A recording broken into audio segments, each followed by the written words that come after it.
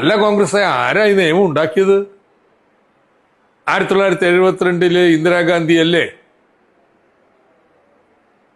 അങ്ങനെ നിയമം ഉണ്ടാക്കിയതിനൊക്കെ ഞങ്ങൾ പാടെ എതിർക്കുന്നില്ല.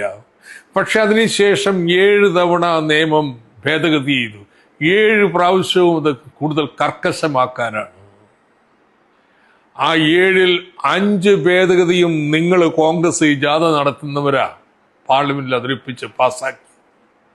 ഏറ്റവും അവസാനം 2022 മോഡി വന്യജീവി നിയമം ഭേദഗതി ചെയ്തപ്പോ കേരളത്തിന്റെ രാജ്യസഭാ അംഗം ജോൺ ബ്രിട്ടാസ് ഒരു ഭേദഗതി ഉന്നയിച്ചു.